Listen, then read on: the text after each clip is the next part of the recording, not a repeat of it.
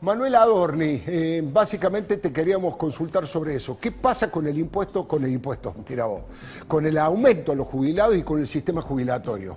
¿Qué tal, Alfredo? Buenas noches. Buenas noches. ¿Qué decir que no se haya dicho aún sobre la estafa a los jubilados, ¿no? Estafa que se aceleró en el 2008, en aquel evento que ocurrió en noviembre de aquel año con la estatización de las famosas AFJP, prometiendo millones de jubilaciones, que efectivamente hubo nuevas jubilaciones. El problema es que a los jubilados que aportaron toda la vida les dejaron jubilaciones miserables. Hoy, un dato curioso, ¿no? El 55% de quienes hoy cobran una jubilación o una pensión en la República Argentina no hicieron la totalidad de los aportes. O sea, el 55% de quienes hoy acceden a una prestación previsional están pagando o estuvieron pagando una moratoria en la República Argentina, lo que hace que una jubilación mínima hoy sea de 20.571 pesos, sí, unos $137, algo así como lo que gana en cualquier parte del mundo normal un chico que hace delivery en una moto durante mediodía, ¿no? Y eso es lo que hoy cobra un jubilado en la República Argentina. Hoy se conoció lo que van a aumentar estas jubilaciones miserables en la Argentina, un 12,12% a partir de junio. Sí. Recordemos que las jubilaciones con la nueva fórmula jubilatoria que mezcla en un cóctel lo que aumentaron los salarios por un lado y por el otro lado lo que aumentó la recaudación de ANSES. Esto hizo que en marzo las jubilaciones hayan aumentado un 8,07%, que en junio aumenten este 12,12%, llevando la jubilación mínima a 23.064 pesos, un aumento neto de 2.493 pesos, lo que da en el primer semestre un aumento, lo que van a tener los jubilados, un aumento del 21% de su haber. Ahora, ya tenemos prácticamente, no tenemos los datos todavía de inflación de abril, pero probablemente esté en torno al 3,7, 3,8%, los vamos a conocer este jueves. Ya estamos cerca de una inflación del 16%, todavía queda la inflación de mayo y de junio, sí, así que probablemente tengamos más inflación que el aumento a los jubilados en este primer semestre. Vamos a ver lo que pasa. Lo cierto es que los jubilados siguen cobrando una jubilación miserable. Vos sabés que el 65% de los jubilados cobra esa jubilación mínima que estás viendo ahí, 20.571 pesos. ¿El cuánto, perdón, Manuel? El 65% tremendo, de los jubilados. Y el 80% cobra menos de 35.000 pesos. O sea, estás en un sistema jubilatorio completamente miserable, donde es cierto, el 98% de quienes tienen edad de jubilarse cobran un haber previsional, pero lo cierto es que imagínate, Alfredo, que con 20.000 pesos o $137 no les alcanza absolutamente para nada. El tercer aumento del año se viene en septiembre. Claro. Septiembre, que estamos previo a lo que en principio serían las elecciones generales, contra unos abuelos que están bastante cansados de que a través de los años los estafen y no les paren de robar. Así que va a ser interesante ver qué pasa con ese aumento de septiembre. Ya te digo, en un contexto donde de los 5.300.000 jubilados y 3.100.000 pensionados, entre pensionados comunes y los que cobran algún otro tipo de prestación, hacen que 8.400.000 personas estén atadas a esta nueva fórmula que dijeron que la hacían para que no pierdan los jubilados contra la inflación. Y la verdad es que increíblemente en la fórmula la única variable que no se tiene en cuenta es la inflación. O sea, señores jubilados y pensionados, más tarde o más temprano los van a volver a estafar. Una vez más, muchísimas gracias, Manuel. Le metieron la mano en el bolsillo. Siempre me gusta decir, vinieron a redistribuir la riqueza y la redistribuyeron entre ellos. Y en realidad lo que redistribuyeron es la pobreza, porque estas son en su gran mayoría jubilaciones de pobreza. Pero quiero preguntar a Candela, ¿qué te parece, Candela, a vos la posibilidad de adquirir vacunas en el exterior y alguien que las pueda donar o las pueda acercar al Estado como propuso Almeida, por un lado, y por el otro lado, el hecho de que quien pueda se vacune en el exterior, como hizo Macri, como hizo Jorge Lanata, Ángel de Brito, bueno, y tanta gente?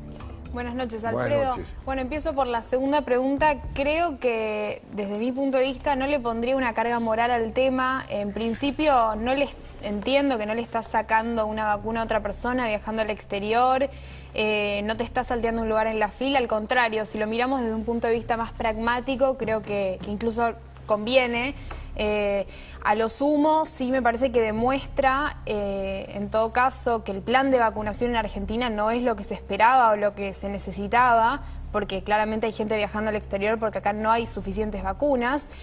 Y sí, lo más antipático me parece que es que acentúa, o no acentúa, sino que visibiliza la desigualdad, porque estamos hablando de esto porque hay gente que puede viajar a vacunarse cuando acá hay escasez de vacunas y gente que no puede viajar. Entonces, me surge mirarlo de esa manera. Respecto de lo primero que habías preguntado, no tengo las precisiones para opinar, pero sí creo que, a ver, es simpático querer comprar vacunas para un pueblo y ojalá pudiera ser así, pero algo decía recién el doctor Sin y también decía recién Lanuse, que no está en este momento de tanta experimentación y donde los tests, o por lo menos el avance de las vacunas, se va testeando bastante minuto a minuto y con la urgencia que requiere el tema, no sé cómo respondería un privado ante un efecto adverso para una población, ¿no? Entonces ahí creo que hay algo un poco más, bastante más fino para mirar y no lo tengo claro. Manuel, ¿cuál es tu opinión, Manuel Adorni? Muy buenas noches. Alfredo, ¿qué tal? Buenas noches.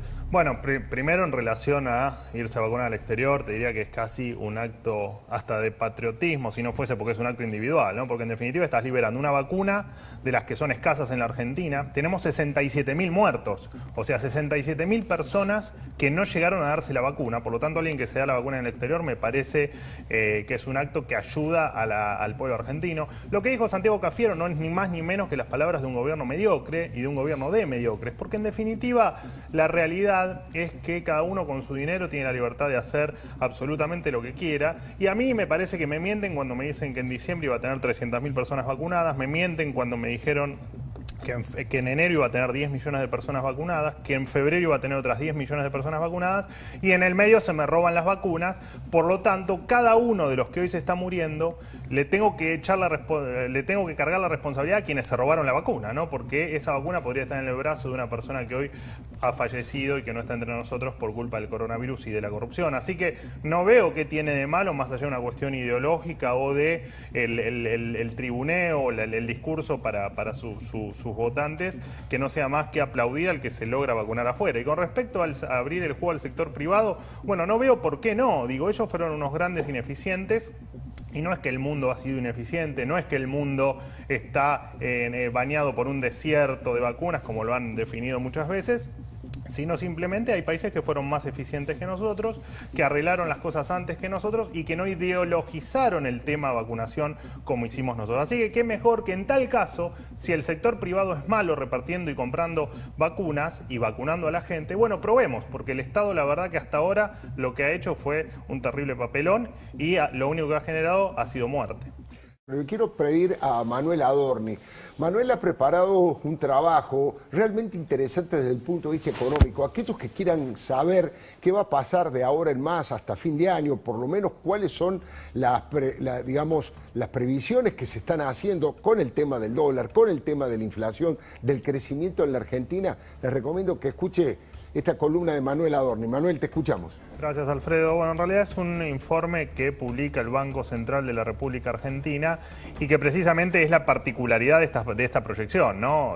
Por supuesto que abundan las proyecciones y la futurología sobre lo que va a pasar en la economía argentina. Este informe, lo particular que tiene es que lo hace el Banco Central y se llama relevamiento de expectativas de mercado. Ahí lo estamos viendo en placa.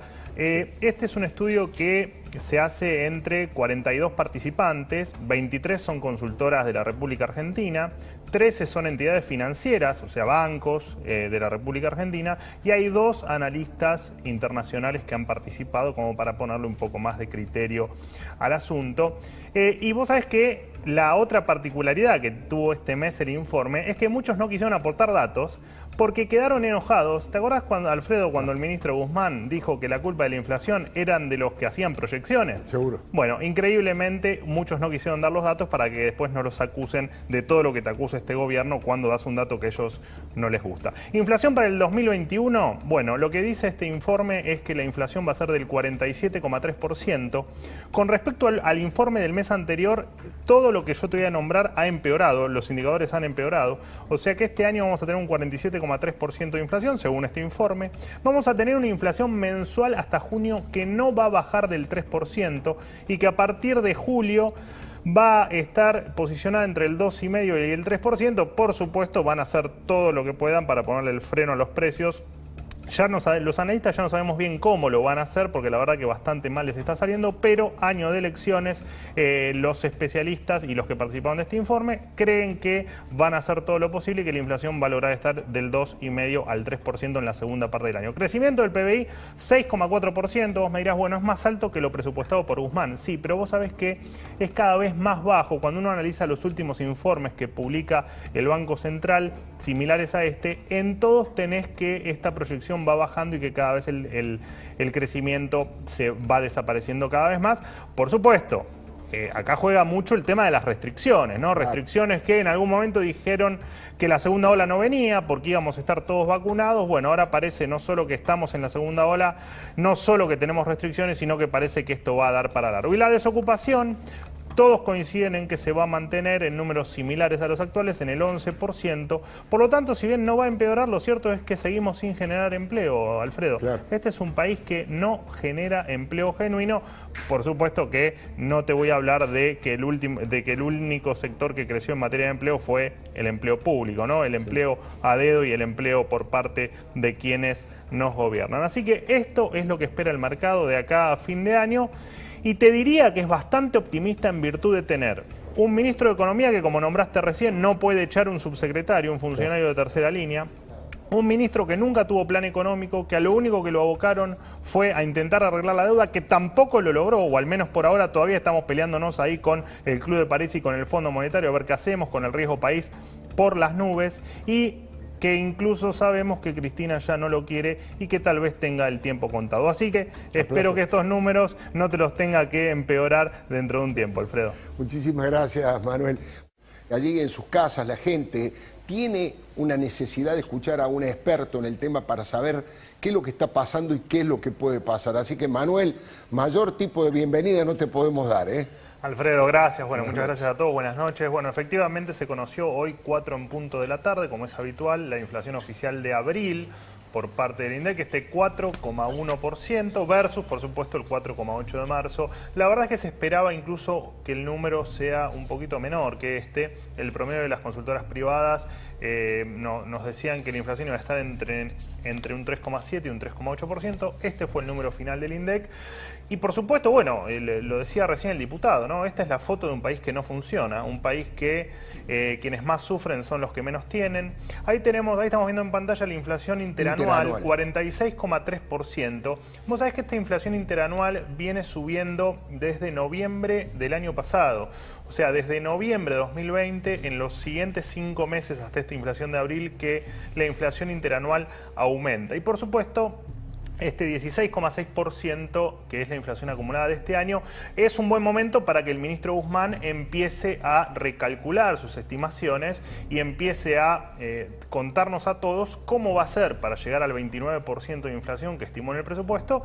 Y si no lo va a hacer, como notarán todos, no lo va a lograr el ministro Guzmán tener una inflación del 29%, sería bueno que nos cuente cuál es la nueva inflación que estima. Para que tengamos en cuenta ¿qué significa este 4,1% de inflación? Mira, te voy a contar, Alfredo, que hay 158 países sobre 181 que tienen una inflación menor a un dígito y hay 120 países en el mundo que en todo un año tienen menos inflación que la que Argentina tuvo en abril. Es terrible. Esto nos posiciona en el puesto 175 de 81.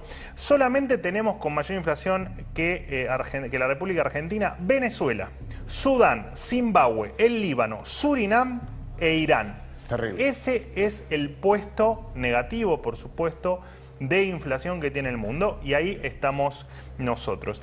Lo que más aumentó, que es lo que a la gente le importa, prendas de vestir el 6%, transporte el 5,7%, y acá creo que está la clave de todo, ¿no? En alimentos y bebidas no alcohólicas el 4,3%, que está por encima del promedio del 4,1%. Claro. ¿Esto qué significa, Alfredo? Básicamente que el que menos tiene, que es el que gasta todo su ingreso en alimentos y bebidas, es el que más sufrió. Ahora, después el gobierno te dice que en realidad este es un problema internacional porque están subiendo los commodities. Bueno, yo te cuento también que en abril Paraguay en alimentos y bebidas tuvo una deflación, bajaron los alimentos y bebidas en Paraguay un 0,4%, en Uruguay subieron un 0,69%, en Brasil el 0,49% y en Chile el 0,8%. Está claro que es un problema de Argentina únicamente. Y mira este último cuadro que te preparé. Fíjate que el INDEC mide 3 inflaciones. La estacional, que básicamente mide los productos que se mueven de acuerdo al clima, por ponerlo en términos la temporada, claro. La inflación núcleo, que es la que no tiene ninguna injerencia ni del Estado ni de las estaciones climáticas. Fíjate cómo ahí la inflación mensual también está por encima de la inflación general. Pero fíjate la inflación regulada, que es la que te maneja el gobierno. Fíjate que en el último año la inflación fue del 27,6%. Casi te diría que podemos estar hablando que tuvo la mitad de inflación los precios que maneja el gobierno que la inflación general. ¿Esto qué significa? Que si el Estado no se hubiese metido, no se estaría metiendo y no estaría generando esta olla a presión que en algún momento va a reventar, hoy la inflación sería muchísimo más alta. Guarda, porque esta es la previa de un espiral inflacionario mucho más grave de lo que estamos viendo en pantalla. Mirá, Alfredo, que estamos acostumbrados a 4 puntos de inflación. Cuando te acostumbras a estos números exorbitantes, es un desastre. Estamos mal, estamos realmente mal. Y lo que viene, si no hacen nada, la verdad que dentro de unos meses vamos a estar hablando de otro número mucho peor que este 4,1 que estamos viendo en pantalla. Muchísimas gracias, Manuel. Me quedé con 2 preguntas. Me quedó pensando, me quedó la cabeza dando vueltas respecto de lo que contaba Manuel Adorni y el tema de la inflación. Lo primero que te quiero preguntar, Manuel, es la intención que tiene el gobierno, el remedio que busca para esa enfermedad, porque insiste con el mismo remedio. Yo hablaba medio en broma, medio en serio, de encarnizamiento terapéutico. Si no funciona el remedio de los control de precio, más controles de precio todavía. Pero mirá que la inflación sigue creciendo. Más controles de precio y más maquinita. Digamos, da la sensación de que en lugar de corregir la inflación o combatirla, la están fogoneando. Bueno, sí, a ver, esto es tal cual dijiste vos, ¿no? Es un enfermo, es una persona, como para hacer un paralelismo, es una persona que está en terapia intensiva con un infarto y el gobierno lo que te dice es que le va a cambiar el color de los zapatos y que con eso efectivamente lo va a curar y le va a solucionar el problema del infarto. Bueno, en algún momento el paciente se va a morir y me parece que estamos en ese proceso, ¿no? Pensando los controles de precios, que no es un tema que fracasa ahora, es un tema que fracasa. Hay 4.000 años de historia económica que te marcan que el control de precios fracasó. Por ponerte un solo ejemplo, en el Imperio Romano, cuando si se quiere, la condena para el que subía los precios era la muerte y sin embargo los precios seguían aumentando y el mercado negro se iba ampliando cada vez más. Y hoy te pasa eso, digamos, hoy con una inflación del 4,1%, vos no podés plantear las mismas recetas que te llevaron a este número. Claro. Tenés que empezar primero por resolver tu plan económico, que todavía lo estamos esperando. Desde el 10 de diciembre que los argentinos estamos esperando el plan económico. Y después estamos en un país donde, como decía Jorge hace un rato, desde el mundo nos miran raro, un país que no tiene moneda, un país que hoy nos gobierna quienes volvieron a traer la inflación a la Argentina, porque recordemos que el kirchnerismo fueron los que fogonearon la inflación con la emisión allá por el año 2003, o a partir del 2003. Por lo tanto, bueno, y encima somos una sociedad que después de lo que hicieron durante 12 años los volvimos a votar y los volvimos a poner en el poder. Acá hasta que no hagamos lo que hacen los países serios, que es tener una política fiscal sana y una política monetaria coherente, bueno, estos números van a seguir así y van a seguir empeorando.